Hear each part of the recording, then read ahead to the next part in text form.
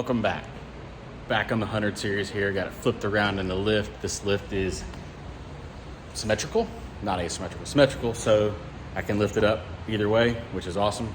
We are working on bump stops, putting hydro bumps in the rear, taking these extension things off now.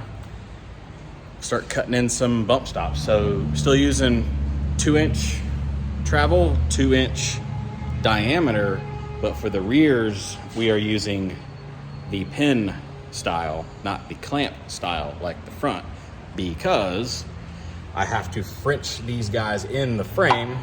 I'll show you what Frenching means in a minute, well, a couple minutes, but we take all this factory stuff off of here and get rolling. All right, there we go. Bump stops off. We go grab some of the trans jacks throughout the shop. Jack up both sides. We're looking for shocks bottoming out or something else hitting. And then we will also measure for tire clearance. That's really easy to do. You don't have to put the tire back on here. They are 37s, half a 37. Come on. 18.5. Measure 18.5 from center right there. When it's fully compressed, make sure we're not hitting any fenders. There you go. All right, so I've taken the springs out, obviously, lifted the axle up. I have marked center of axle when it is fully stuffed on both sides. And then yesterday on the way home, the pin style bump stops slide inside and this holds up. But the bought ones are not thick enough. I got some 3/16 tube because we are Frenching these guys in the frame, so this will live in the frame. I need some thick stuff. We'll probably plate the frame as well on opposite sides, but there we go. This is gonna get cut in. Bump stop pin comes up, so I've got to make a cap now with 2 holes in it. Let me show you that. They're all cleaned up now. We got to make a cap, essentially. Have a big hole for the nut and then a small hole to locate this so this guy does not spin. And I'll be back once we get a file done and that done and those welded in. Both welded up now. They're wet because I dunked them in the tank because they were hot, but boom. Little nut on it. There's our bump stop can. And of course, both of them fit. There you go. So, next step, take these guys right here. Let's cut them in there. It takes a little bit of math because the frame is not as thick as this, so they're sticking out just a little bit. So to figure out what opening size to cut here for these to recess into the frame. There we go. Mark the center line with a square. The bump stop tubes are 2.5. That's 1 1/4 each side. Drew lines there. So when I'll take the cutoff wheel, cut all of that out. I've got the rear of the truck supported. Lift is obviously down on the box. Rear of the truck supported because we are cutting the side of the frame out. We're not cutting the whole frame, but we're cutting the side out. That way the rear does not have a chance to sag. Same thing over here. Cutoff wheel, cut the big square out. It'll recess mostly into the frame or Frenched mostly into the frame. And then we'll make some plates that kind of cover it up, like a top plate and a bottom plate as well that have the perfect hole in them. So this whole section of the frame will be fully plated, probably stronger than it was. So then they get some safety stuff on and then we will start cutting this out. I'll be back when I got everything cut out. There you go. Frame is cut open. It's the inside of a Land Cruiser frame looks like, if you didn't know. Kind of radiused at the top, kind of radiused at the bottom. Boom. That is Frenching in. She's a bit of a hot dog down a hallway right now, but do not worry, we have plans for that. So I'm not really worried about full up travel yet. So, because we are gonna just center this thing in the frame to make it look good, because we have to make a bump pad down there. Kind of can make that whatever we want after this. So I think the next step is we're gonna grind this whole frame up, both sides, spray it with some Steel-It paint, which is weld through primer, essentially. And we can start actually fabricating some stuff. But that side's open. This side is done the same way. Again, lock that guy in there like that. I'll be back when it gets all cleaned up and I get some Steel-It sprayed on it. There we go, it's all ground up. Light coat of Steel-It everywhere. On the outside, inside's heavy coat. All the areas. Takes about an hour for it to dry because it's really raining outside. So this will be finish it up tomorrow. Well, while that's drying,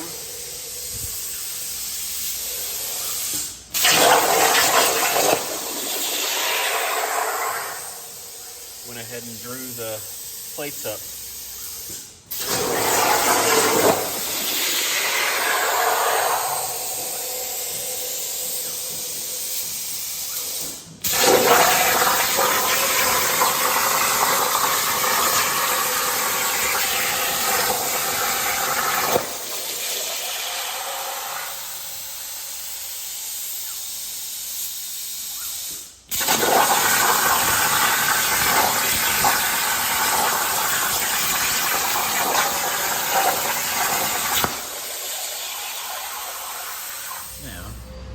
Hopefully this makes sense. Kind of get what we're going for here. These will both stand up on the frame like this. And then these guys sit on the top like this, but they go down on the bump stop cans like that. So we need to clean them up because we got some dross and nasty stuff. And we'll paint the one side of them that's going to be against the frame so it doesn't rust. Weld everything together. Should click around the frame in place and bump stop will be done. Kinda. But I will be back through every step of the process like usual. All ground down, painted on the inside of them.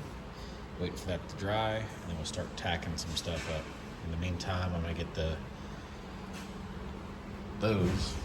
cans clamped to the frame. Clamped in place, and how to check, make sure they're square. Take your square, lay it in, butt it up against it. Obviously that back corner hits, but we're just checking, make sure the gap looks even. We're good.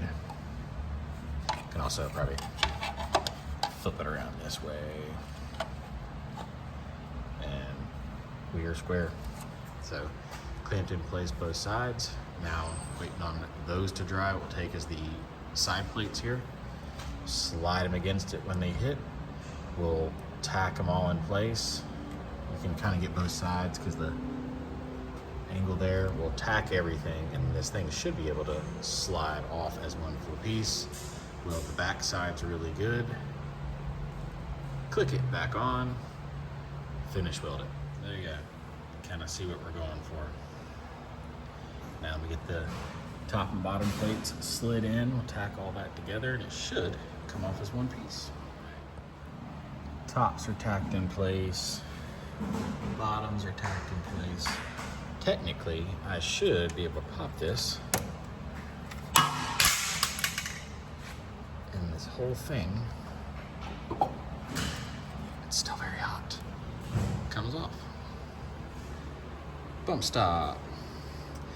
Now, we can weld the back side insides. I really guess I didn't have to paint it, thinking about it, because we'll paint it again after we weld it, but that's one side. So Just set this very gently down on the workbench over here. It's also burning my fingers. Oh, there we go. Weld that thing completely up and then slide it back in the frame. Let's get the driver's or the passenger side done now. Passenger side, driver's side. Let me get some actual welding stuff on rather than these normal glows. Weld these dudes up. Got my little butterflies all welded up. They are very hot. Got tops, bottoms, and the backs. So,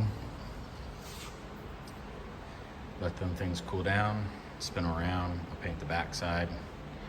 Then tomorrow, because it is almost 5, we will weld them on. All right, here we go. That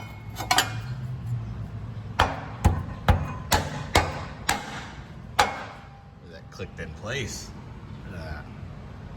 Take that. So they are clamped into place. Everything's working out. Weld the top plate fully. The bottom plate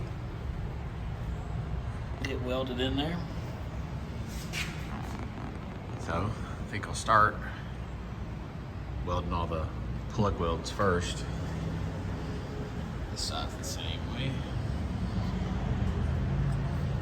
Everything clicks into place. Weld everything up. Left the corners wider so that way the weld can penetrate in here down to the actual frame rail. Same thing for the bottoms. It's like that on both sides. Nice big thick welds that actually go down to the frame rail. I'll get everything welded up this morning. We'll let it cool for a while, paint it up, slap some bump stops in it, and then we'll work on making the pads on the axles. So I'll be back in a few hours.